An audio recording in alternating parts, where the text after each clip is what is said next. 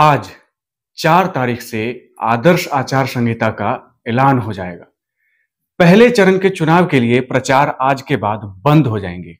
2 दिनों बाद 6 को चुनाव है और ऐसे में पहले चरण की जो सीटें हैं उनमें से पटना साहिब एक ऐसी सीट है जो चर्चा का विषय बनी हुई है। लगातार जो है लोग पटना साहिब के बारे में बात कर रहे हैं और ऐसा इसलिए भी है क्योंकि नंद किशोर यादव जो यहाँ से पटना साहिब के विधायक हैं, वो काफी बड़े और हाई प्रोफाइल नेता रहे हैं और इस बार भारतीय जनता पार्टी ने उनको टिकट नहीं दिया है। कई लोगों का कहना है कि बीजेपी ने ये अपने पैर पर कुल्हाड़ी मारा है, ये बड़ी गलती है बीजेपी की। वहीं लोग कांग्रेस की तारीफ कर रहे हैं। लोग जो हैं कांग्रेस के उम्मीदवार शशांक शेखर के बारे में इस बार कह रहे हैं कि कांग्रेस ने बहुत ही बढ़िया और मजबूत उम्मीदवार दिया है। एक बात यहां पर निकल करके आती है कि कांग्रेस हमेशा से अपने उम्मीदवारों के लिए क्रिटिसाइज की जाती रही है, लेकिन इस बार कांग्रेस को तारीफें मिल रही है। लोग जो हैं ये कह रहे हैं कि कांग्रेस इस बार चुन चुन करके अच्छे उम्मीदवार लोगों के सामने में रख रही है और ऐसे में ही पटना साहिब से शशांक शेखर हैं जो कांग्रेस के उम्मीदवार हैं और उनकी तारीफ जो है वो इसलिए भी की जा रही है क्योंकि वो 35 साल के युवा हैं, आईआईटी से ग्रेजुएट है, आईआईटीएन है और लोग उनके तारीफ में ये कहते हुए थकते नहीं हैं कि हमारे बीच का लड़का है, हमारा बेटा है। युवा जो है, युवा उनके पक्ष में इसलिए हैं कि वो कहते हैं कि जब भी हमें मार्गदर्शन की जरूरत होती है, चाहे वो करियर को लेकर हो, जॉब को लेकर हो, किसी भी परिस्थिति में हम शशांक भैया के पास जाते हैं और शशांक भैया हमारी मदद करते हैं। महिलाओं का कहना है कि हमारे बीच का लड़का है, हमारा बच्चा है और इस बार वही जीतेगा। और इसका सबसे बड़ा कारण बताते हैं।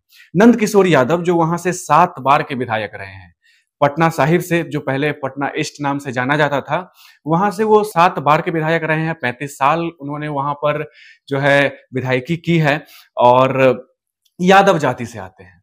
और पटना साहिब एक ऐसी सीट है जहां पे यादव जाति जो है एक मेन भूमिका, प्रमुख भूमिका निभाती है, जिसमें यादव जाति के वोटर्स जो हैं ये डिसाइड करते हैं कि कौन निकल करके सामने आएगा, कौन यहाँ का एमएलए बनेगा, कौन विधायक बनेगा। तो ये इसमें यादव जाति की भूमिका बहुत बड़ी होती है और शशांक शेखर भी यादव जाति से हैं। और दूसरी बात है कि सिर्फ यादव जाति से हैं, यादव यादव करते हैं, ऐसी बात नहीं है। ये सभी जातियों को, सभी वर्गों को, सभी धर्मों को लेकर के चलने वाले हैं। हेडलाइंस बिहार की टीम काफी विधानसभा जो सीट है वहां पे घूम रही थी लगातार। मैं खुद पटना साहिब सीट घूम रहा था। वहां पे लोगों से मुझे सुनने को मिला कि शशांक शेखर जो है इस बार काफी मजबूत कैंडिडेट है और इस बार यही चुन करके आएगा, क्योंकि भारतीय जनता पार्टी ने इस बार जो सामने से कैंडिडेट दिया है रत्नेश कुशवाहा, उनका जो कम्युनिकेशन है लोगों के बीच में वो उस तरीके से नहीं रहा है जिस तरीके से शशांक शेखर लोगों के बीच में जा रहे हैं, कम्युनिकेट कर रहे हैं, बातचीत कर रहे हैं, एक-एक लोगों की समस्याएं सुन रहे हैं। तो ये जो है बड़ा गैप दिख रहा है भारतीय जनता पार्टी के कैंडिडेट में और कांग्रेस के कैंडिडेट शशांक शेखर में। तो इस गैप के कारण जो है एक अंदाजा लगाया जा रहा है कि शशांक शेखर एक बड़ी मार्जिन से पटना साहिब की सीट को कांग्रेस के हाथ में लाकर के कांग्रेस की झोली में दे देंगे। और इसके पीछे और कारण भी है, डेटा है। डेटा के आधार पर अगर हम आपको बताएं तो डेटा है कि इससे पहले 2015 में जब नंदकिशोर यादव जो हैं वो 88,108 वोट लाते हैं, भारतीय जनता पार्टी के सिंबल पर 88,000 वोट गिरते हैं और वहीं वहां पर संतोष मेहता, तो संतोष मेहता 85,316 वोट लाते हैं, यानी कि 3,000 से भी कम का मार्जिन रहता है। तो एक नाराजगी जो है वो नंदकिशोर यादव के खिलाफ काफी समय से थी। और उसके बाद अगर 2020 की बात करें तो 2020 में नंदकिशोर यादव 97,692 वोट लाते हैं। तो उसके सामने में कांग्रेस के उम्मीदवार थे, तो कांग्रेस के उम्मीदवार जो है उन्होंने 80,000 के आसपास वोट लाया था। तो इस समय जो है एक मार्जिन थोड़ा सा आ गया था, लेकिन 80,000 वोट जो है वो भी कम नहीं होता है। तो कहीं अगर किसी को 80,000 के आसपास वोट मिल रहा है तो ये कहना गलत नहीं है कि उस सीट पर जो है कांग्रेस के वोटर्स हैं। और वहीं जो यादव वोटर्स है, जो नंदकिशोर यादव के तरफ चले जा रहे थे, यादव कभी भी भारतीय जनता पार्टी को वोट करने के लिए नहीं जाने जाते हैं। लेकिन नंदकिशोर यादव जो भारतीय जनता पार्टी के कैंडिडेट वहां से रहते थे, उन्होंने एक किला के तौर पर पटना साहिब को बना दिया था। 35 साल से वहां पर शासन कर रहे थे, तो एक किला की तरह पटना साहिब नंदकिशोर यादव का बन चुका था। तो नंदकिशोर यादव के हटने से और कांग्रेस ने जो युवा और यादव कैंडिडेट दिया है, उससे ये कहा जा सकता है कि यादव वोटर्स जो है वो इस बार खुल करके शशांक शेखर को वोट करेंगे।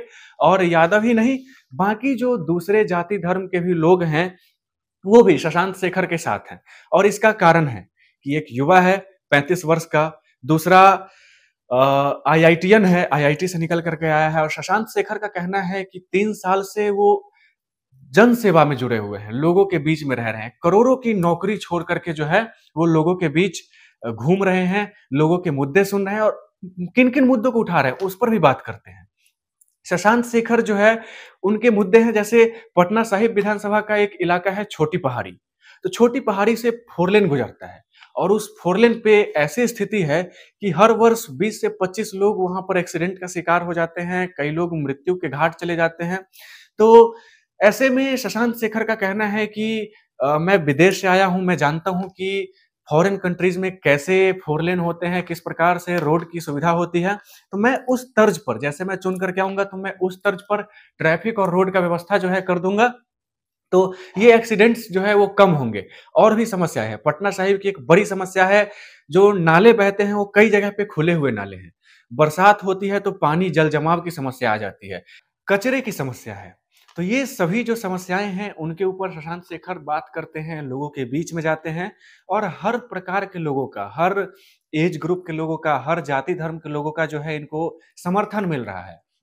तो इस बार ये कहना गलत नहीं होगा कि कांग्रेस इस बार लीड कर रही है पटना साहिब सीट पर।